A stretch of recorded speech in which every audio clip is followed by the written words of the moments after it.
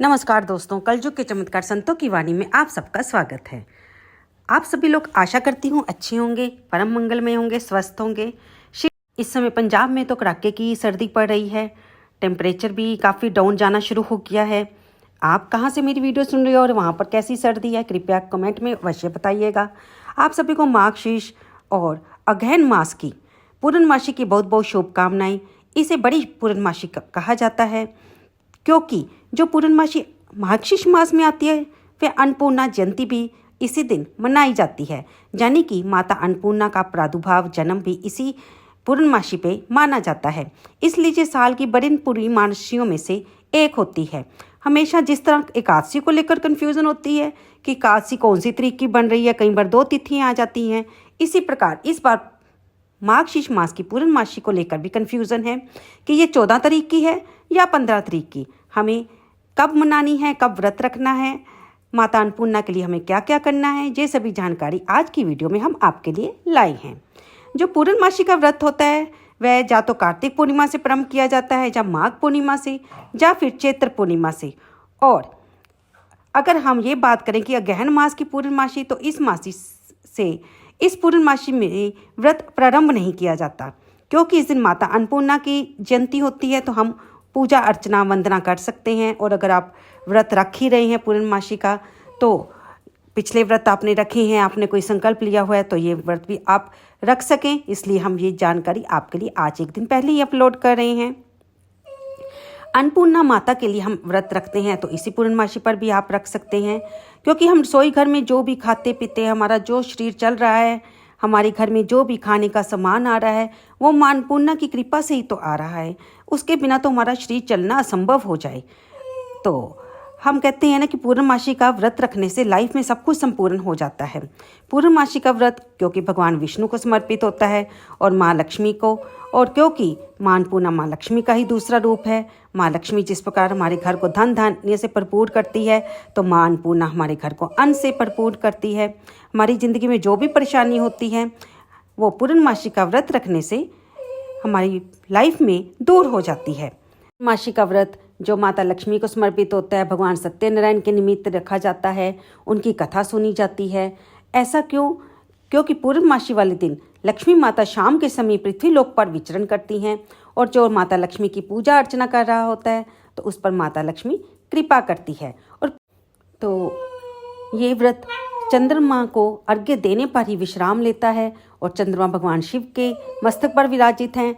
तो आप एक तरह से ये मानिए कि ये जो पूर्णमासी अगहन मास की पूर्णमासी का व्रत होता है, एक तरह से 5 विभूतियों के लिए रखा जा रहा है। भगवान शिव के लिए, भगवान सत्यनारायण के लिए, माता लक्ष्मी के लिए, माता अन्नपूर्णा के लिए और चंद्र देवता के लिए। तो इस व्रत की कितनी ज़्यादा महिमा हो जाती है, यानी कि ये दिन, ये व्रत अपने आप में एक विशेष महत्व रखता है। तो अगर आपके मैरिज लाइफ में कोई दिक्कत आ रही है, मैरिज नहीं हुई है, या आपकी लाइफ में जो भी आपको इनकम्प्लीट लगता है, संतान सुख की प्राप्ति नहीं हुई, धन की कमी है, तो आपको ये पूर्णमासी का व्रत, जिस देवता से आप जो कुछ चाहते हैं, जैसे माता लक्ष्मी आपको धन की कमी, आप उनके निमित्त रख सकते हैं। और इसमें माता अन्नपूर्णा का भी आप पूजा कर सकते हैं। माता पार्वती ने ही माँ अन्नपूर्णा का रूप धारण किया था, और जब माता पार्वती ने अन्नपूर्णा माँ का रूप धारण किया था तो भगवान शिव ने उनसे भिक्षा मांगी थी। तो जिस दिन माता पार्वती ने अन्नपूर्णा का रूप धारण किया था वह दिन अगहन मास की पूर्णमासी की ही तिथि थी, इसलिए माता अन्नपूर्णा की इस दिन पूजा अर्चना की जाती है। तो अगर आपके घर में माता अन्नपूर्णा की कोई तस्वीर नहीं है, तो आप माता पार्वती पर ही उनको तिलक लगा सकते हैं, फूल चढ़ा सकते हैं, उनको श्रृंगार का सामान चढ़ा सकते हैं। वैसे तो कहा जाता है कि माँ अन्नपूर्णा की तस्वीर आपको अपने रसोई घर में अवश्य लगानी चाहिए, ताकि जब भी हम कुछ बनाए तो हम उनको प्रणाम करते हुए हमारा जो भी भोजन पड़े वह प्रसाद के रूप में बने, और उसमें जो भी दृष्टि दोष हो वो दूर हो जाए, और जब हम उसको खाएं तो वह हमें लाभ दे, हमारे घर में सभी को तंदुरुस्ती दे और कोई भी बीमारी पैदा ना हो। तो उसके बाद हम आते हैं इस बात पे कि पूर्णमासी तिथि कब से आरंभ हो रही है। दोस्तों, पूर्णमासी तिथि 14 दिसंबर को शनिवार को शाम को 4 बजे के पास हो रही है, मतलब 4:58 पर ये हो रही है। और इसका जो समाप्ति है ये 15 तारीख को दिन रविवार को 2:30 बजे के आसपास हो रही है। तो अगर हम 14 तारीख को व्रत रखते हैं तो उदय तिथि सूर्योदय के हिसाब से तो ये व्रत नहीं माना जाता ना, लेकिन क्योंकि ये पूर्णमासी तिथि चंद्रोदय तिथि के हिसाब से मानी जाती है, हम इस दिन चंद्र देवता की पूजा करते हैं और जो चांद के दर्शन हो रहे हैं वो 14 तारीख की रात को हो रहे हैं। इसलिए आपको व्रत यानी कि पूर्णमासी 14 तारीख की मान्य होगी, क्योंकि 15 तारीख को हम पूर्णमासी के चंद्रमा के दर्शन नहीं कर पाएंगे, यानी कि उसमें हम प्रतिपदा लग जाएगी। तो इसलिए पूर्णमासी तिथि का व्रत आपको 14 तारीख को रखना चाहिए। रही बात स्नान और दान वाली, तो वह आपको 15 तारीख की सुबह आप कर सकते हैं।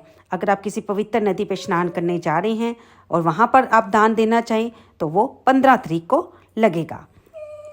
तो उम्मीद करती हूँ आपको ये जानकारी पसंद आई होगी और आपके मतलब की होगी, और आपकी जो संशय है कि हम 14 तारीख को पूर्णमासी का व्रत रखें या 15 को, तो आप देख सकते हैं कि आप अगर 14 तारीख को रखते हैं तो आप चंद्रमा को देना, क्योंकि रात 14 को मान्य होगा।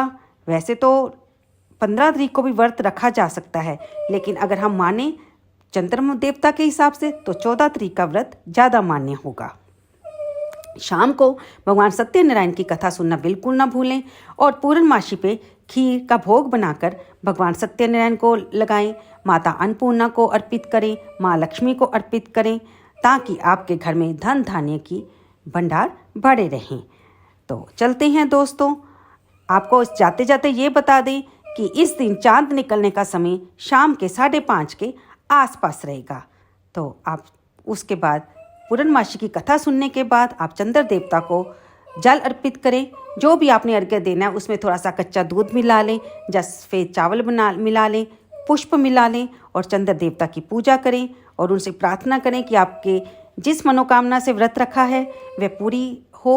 और इस दिन शाम को सत्यनारायण भगवान की भी कथा सुनकर पढ़कर आप, जो कि हम अपनी अगली वीडियो में अपलोड करेंगे, आप उसके बाद भगवान के आगे क्षमा प्रार्थना अवश्य करें कि इस व्रत को रखने में आपसे जो भूल हो गई है उसे भगवान क्षमा करें, और आपकी जो मनोकामना, जिस मनोकामना के लिए आपने व्रत रखा है वो अवश्य पूरी करें। तो चलते हैं दोस्तों, राधे राधे।